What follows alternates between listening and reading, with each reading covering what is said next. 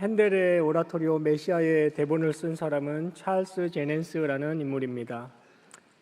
개인사로 삶의 시리에 빠져 있던 핸델에게 제넨스는 오라토리오 대본을 보내왔고, 이 대본을 보고 영감을 얻은 핸델에 의해 메시아라는 대작이 탄생하게 되었다고 합니다. 두 사람은 이전에도 몇 차례 협업을 통해 성공을 거둔 적이 있는데, 특히 제넨스는 예술적 소양뿐 아니라 성경 지식과 신앙적 통찰력까지 갖춘 인물로 알려져 있습니다. 메시아의 대본에서도 그의 통찰력이 묻어나고 있습니다. 이 대본을 쓸 때 그는 성경의 예언과 성취, 그것에 강조를 두어서 예수님의 가르침과 사역은 거의 다루지 않고 대신에 성육신 이야기에서 바로 십자가와 부활로 이어지게 대본을 썼던 것입니다. 물론 그가 예수님의 가르침과 사역을 경시했다는 것은 결코 아니고, 다만 메시아를 묘사함에 있어서 그분의 공생애의 핵심을 강조하며 자연스럽게 연결시키고자 했던 것입니다. 그런 중에도 제넨스가 생략하지 않고 성육신과 순환 사이에 넣은 대목이 바로 스가랴 9장 9절로 11절 말씀이고, 그것이 바로 오늘 우리 본문인 예루살렘 입성 장면입니다. 실제로 예수님의 이 예루살렘 입성 장면은 메시아 생애의 중요한 분기점이 됩니다. 지상에서의 삶이 얼마 남지 않았지만 참된 진짜 왕으로서의 공개적인 행보의 시작을 알리는 것이기 때문입니다. 이전까지는 유대 종교 지도자들과 마찰을 빚을 때 방어적인 자세를 취했던 예수님은 이제 공세를 취하시고 자신의 절대적 권세와 메시아됨을 분명하게 드러내시는 것입니다. 이 예루살렘 입성을 기점으로 예수님의 본격적인 고난이 시작되면서 사역의 절정인 십자가와 부활에까지 이르게 됩니다. 본문은 예수님이 예루살렘에 입성하시는 일과 연이어 예루살렘 성전에서 행하신 사건을 기록하고 있습니다. 예수님의 본격적인 순환의 시작을 알리는 이 두 사건은 모두 그분이 참된 왕 되심을 보여주는 상징적인 행동들이었습니다. 오늘 종료주일을 맞아 저와 여러분은 본문 말씀을 통해서 예수님께서는 자신을 왕으로 나타내시되 어떤 왕으로 나타내셨는지 두 가지를 함께 살펴보도록 하겠습니다. 먼저 참된 왕이신 예수님은 자신을 은혜의 왕으로 나타내셨습니다. 다 함께 본문 1절로 11절 말씀을 읽겠습니다.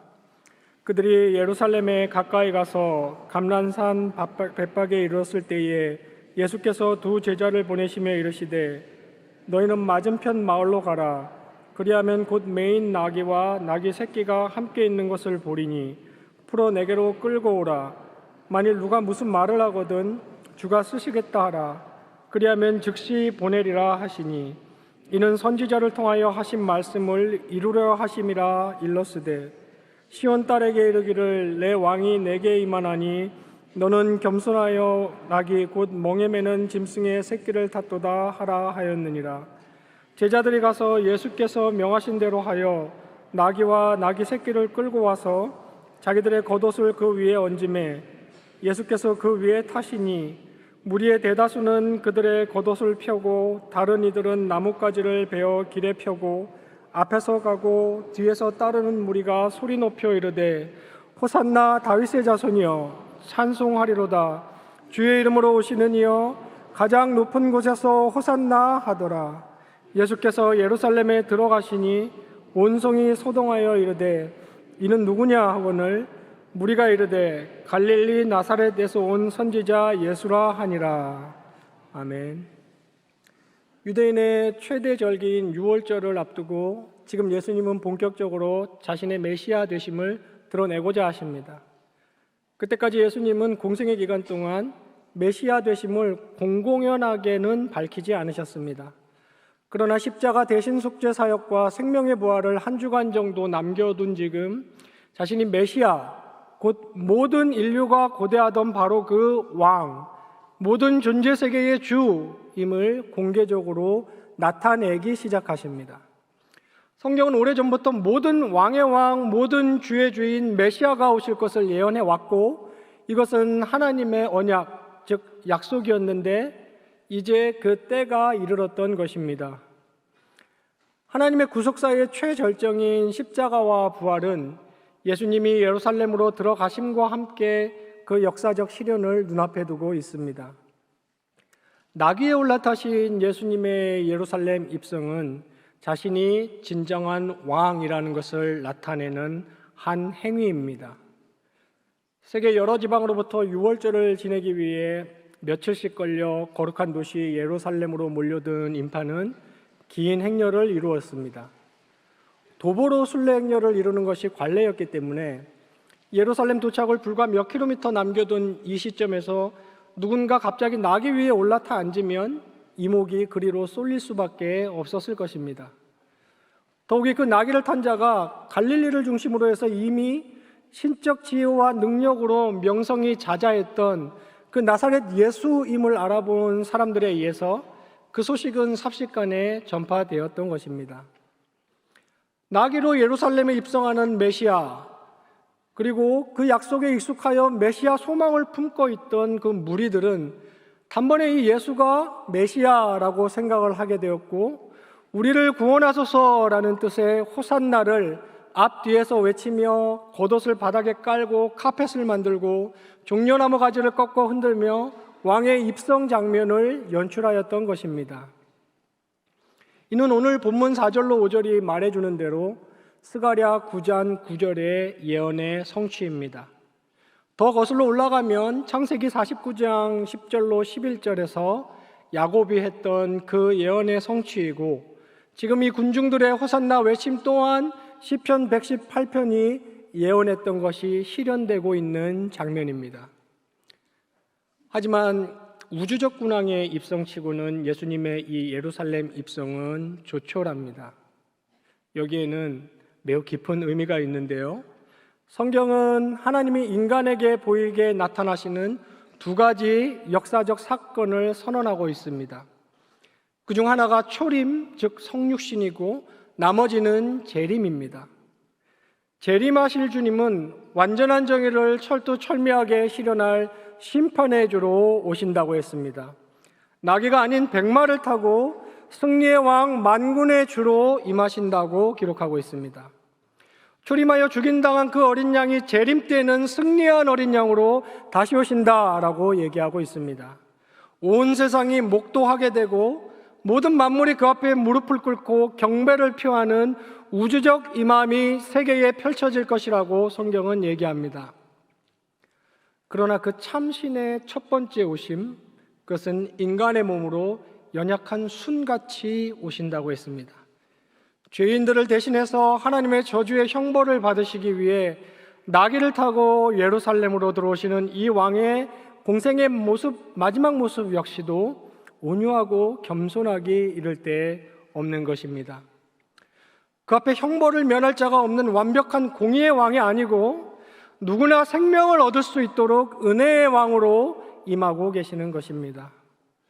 그분은 자비와 온유의 왕으로 그를 믿고 자신의 왕으로 받아들이기만 하면 어떠한 죄인도 받아주시고 자신의 백성으로 삼아 축복해 주시는 왕입니다. 그래서 오늘 본문 5절이 인용한 스가랴서의 예언도 시온에 따라 크게 기뻐할지어다 라고 시작하고 있는 것입니다. 자신을 향한 믿음 외에 아무런 조건도 요구하지 않으시는 이 왕이 만유의 왕이시고, 바로 그분이 모든 믿는 자의 왕이시고, 또 그 왕이 베푸시는 것은 영원한 죄사함과 생명이라고 기독교 복음은 얘기해주고 있습니다. 이 복음을 역사 가운데 실현하시는 구세주, 그 존재 메시아, 그 왕의 오심은 크게 기쁘다라는 말로는 다 형용하기 힘든 현실이 아닐 수 없습니다. 호산나를 외치며 소리치던 그때 그 군중들은 그 당시 이스라엘만을 위한 현세의 정치적 군주를 기대했지만 정작 그 왕은 그보다 훨씬 큰 다스림과 영원한 복을 가져다주는 만왕의 왕으로 임하고 계셨던 것입니다. 나귀를 타신 이 예루살렘 입성의 모습은 바로 하나님이 인간이 되신 그 겸손과 값없이 구원을 베푸시는 자비로운 온유를 나타내는 상징적인 왕의 행동이었습니다. 그래서 성경은 말하기를 하나님의 은혜를 헛되이 받지 말라. 보라 지금은 은혜 받을 만할 때요. 보라 지금은 구원의 날이로다라고 선언하고 있는 것입니다. 겸손과 온유로 오신 주님이 열어놓으신 이 은혜의 구속사의 시간 동안 이 왕께 충성하며 이 왕을 섬기시기 바랍니다. 우리를 살리려고 오신 은혜의 왕께 가슴 깊이 감사와 경배와 찬양을 늘 올려드리기를 원합니다. 왕이신 주님에게 바치는 충성의 시간 없이 그분이 가져오는 영광스러운 부활의 아침만을 맞으려고 해서는 안 될 것입니다.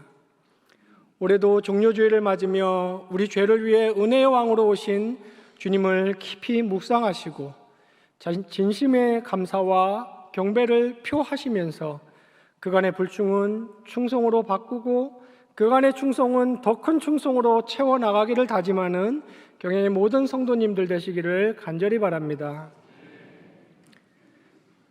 둘째로 참되신 왕이신 예수님은 자신을 성전의 진짜 주인으로 나타내셨습니다. 다 함께 본문 12절로 17절 말씀을 읽겠습니다. 예수께서 성전에 들어가사 성전 안에서 매매하는 모든 사람을 내쫓으시며 돈 바꾸는 사람들의 상과 비둘기 파는 사람들의 의자를 둘러 엎으시고 그들에게 이르시되 기록된 바 내 집은 기도하는 집이라 일컬음을 받으리라 하였거늘 너희는 강도의 소굴을 만드는도다 하시니라. 맹인과 전원자들이 성전에서 예수께 나아오매 고쳐주시니 대제사장들과 서기관들이 예수께서 하시는 이상한 일과 또 성전에서 소리질러 호산나 다윗의 자손이여 하는 어린이들을 보고 노하여 예수께 말하되 그들이 하는 말을 듣느냐. 예수께서 이르시되 그렇다. 어린아기와 젖먹이들의 입에서 나오는 찬미를 온전하게 하셨나이다 함을 너희가 읽어본 일이 없느냐 하시고 그들을 떠나 성 밖으로 베다니에 가서 거기서 유하시니라. 아멘. 예수님은 이스라엘의 중심부인 예루살렘으로 들어오신 후에 다시 예루살렘의 중심부인 성전으로 들어가셨습니다. 이 성전 안에서 예수님은 다시금 자신의 메시아 되심, 즉 왕 되심을 행동으로 나타내셨는데요. 그중 하나가 꽤 과격하고 충격적이기까지 했습니다. 그것은 성전의 참 주인만이 가질 수 있는 의분이었고 그분께만 그런 일을 할 자격이 있었던 것입니다. 매매하는 자들을 내쫓고 환정상들의 상과 비둘기 파는 사람들의 의자를 엎어버리시면서 그들과 성전 지도자들을 질책하셨던 것입니다. 그리고 성전 안에서 시각장애인과 보행장애인들을 치유해 주셨습니다. 당시 예루살렘 성전은 제사장들만 출입할 수 있는 성전 그 자체와 그것을 둘러싸고 있는 세 개의 뜰로 이루어져 있었습니다. 성전으로부터 가장 가까운 뜰은 이스라엘 남자만, 그 다음 가까운 뜰은 이스라엘 여자까지 출입할 수 있었고 성전으로부터 가장 먼 이방인의 뜰이라고 불리는 곳이 있는데 오늘 본문의 사건이 아마도 이곳에서 일어났던 일인 것 같습니다. 당시 유대인들은 유월절을 지내기 위해 아주 먼 곳으로부터 며칠씩 걸려서 예루살렘으로 모여들었습니다. 그런데 그 먼 곳으로부터 제사에 필요한 각종 짐승을 성전까지 끌고 오는 것은 극히 힘든 일이었습니다. 그래서 성전 지도자들은 제사에 필요한 짐승을 성전 뜰에서 팔 수 있도록 허락하였고 유월절 방문자들은 돈만 지참하고 와서 그것을 사면 되었던 것입니다. 그리고 유대인 성인 남자들은 매년 성전세를 내야 했는데 두로 동전만 받았기 때문에 로마나 헬라 동전을 지참하고 온 자들은 화폐를 환전해서 내야 했기에 환전상도 거기에 있었습니다. 그러한 관행 자체는 잘못이 없습니다. 문제는 성전 제사의 본질은 사라지고 제사 제도 전반이 상업화되어 부패했다는 점이었습니다. 게다가 터무니없는 바가지 요금과 환전 수수료 등으로 상업행위 그 자체마저도 부도덕하기 이를 데가 없었습니다. 당연히 그 책임은 그러한 관행으로 인해 성전이 제사를 위한 건전한 장소가 아닌 종교 지도자들과 상인들의 사리 사욕을 채우는 장소로 변질되도록 방치하고 내버려둔 성전 지도자들에게 1차적으로 있는 것이었습니다. 예수님은 이에 예레미야 7장 11절에 도둑의 소굴을 인용하시며 그들이 하나님의 성전에서 하나님을 진정으로 예배하는 일에 실패하였음을 분명히 밝혀주셨습니다. 그리고 이어서 56장 7절에 만민이 기도하는 집을 언급하시면서 성전은 곧 모든 이들, 특히 유대인만이 아닌 열방의 모든 이들이 하나님께 예배드리고 기도하는 장소가 되어야 함을 밝혀주시고 계십니다. 이처럼 그들을 성전 밖으로 격하게 내쫓아 질책하고 바른 의미를 가르치심으로 자신이 이곳의 진정한 주인이며 당시 성전 지도자들보다 더 큰 권위를 가진 분이심을 행동으로 나타내셨던 것입니다. 또한 전통적으로 성전으로부터 배척당하던 장애인들을 성전 안에서 치유해 주심으로 성전에서 메시아의 축복을 누구나 누릴 수 있다는 사실을 새롭게 보여주셨습니다. 이러한 놀라운 광경과 성전에서 아이들마저 예수님을 향해 호산나 다윗의 자손이여 라며 큰 소리로 외치는 모습을 본 성전 지도자들은 성전의 진짜 주인을 알아보지 못한 채 오히려 화를 내며 물었습니다.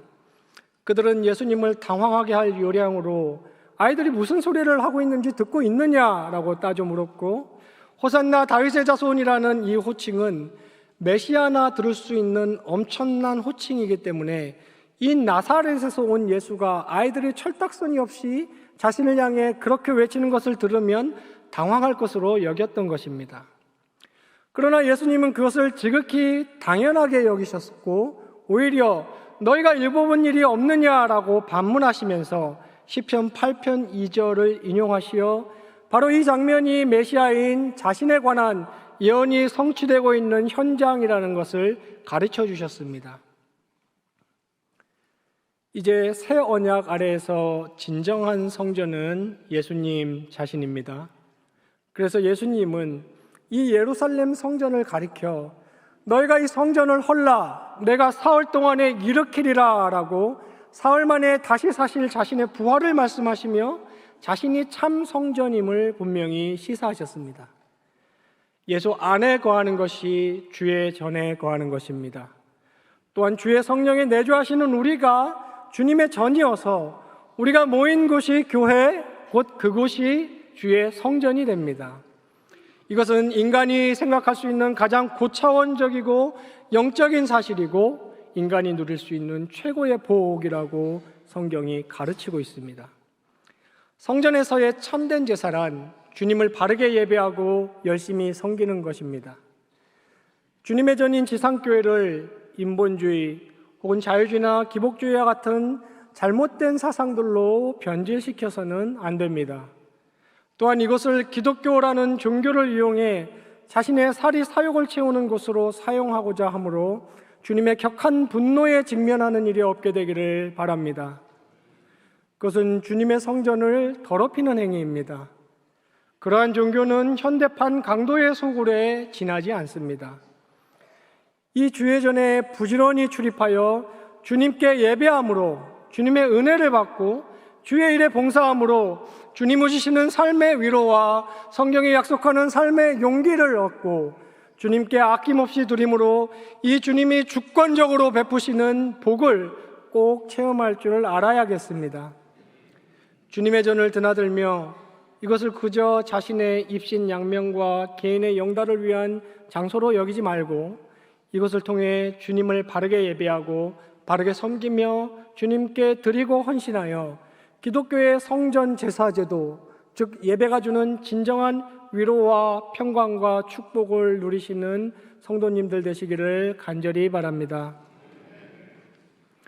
성도 여러분, 성경은 하나님이 권위라는 것의 원천이시고 세상의 모든 왕권과 권위들도 그 하나님으로부터 주어진 것으로서 완벽하게는 아니지만 창조주의 그 권위의 성격을 반영하고 있는 것이라고 가르쳐주고 있습니다. 그렇기 때문에 하나님을 만왕의 왕이고 만주의 주다라고 칭하고 있는 것입니다. 그 왕이 이 땅에 오셨지만 그는 인간의 몸을 입고 인간을 위해 겸손히 죽임당하기 위해 오셨고 온유하고 자비로운 은혜의 왕으로 오셨습니다. 그래서 그분의 영광의 빛 가운데 거하기에는 무능하고 죄 많은 인생일지라도 백성으로 삼아 주십니다. 오늘 우리 본문은 그 점을 상징적으로 보여주는 역사적 실제입니다. 그렇기 때문에 이는 우리가 살면서 읽고 경험하고 상상하는 그 어떤 실제보다 그것을 능가하는 최고의 기쁨이 되는 것입니다. 그래서 스가랴는 주의 백성들에게 이 장면 앞에서 크게 기뻐하라 라고 외치고 있습니다. 또한 그분은 인간이 유일하신 하나님을 섬기는 예배 장소의 대표적 상징이자 모형이었던 예루살렘 성전을 정화하심으로써 자신이 참된 성전이고 주인이며 예배의 대상이라는 것을 보여주셨습니다. 이제 우리는 믿음으로 그분 안에 거하며 그분을 섬김으로 참된 예배자가 되고 그의 거룩한 몸인 성전이 되는 것입니다. 우리의 모임이 교회이자 성전이며 우리는 이 모임 가운데 그분을 향한 순결한 예배와 봉사와 헌신을 통해 참된 성전에서 참된 제사를 드리는 자가 됩니다. 죄인들에게 죄 사함과 영생을 값없이 주시기 위해 오신 은혜의 왕을 언제나 큰 기쁨으로 맞아 모셔 그분께 충성하며 친히 성전이 되셔서 우리에게 영원토록 주의 전에 거하며 참된 제사를 드릴 수 있는 축복의 길을 열어주신 그 주님을 언제나 진실하게 예배하는 경양의 모든 성도님들 되시기를 주님의 이름으로 축원합니다.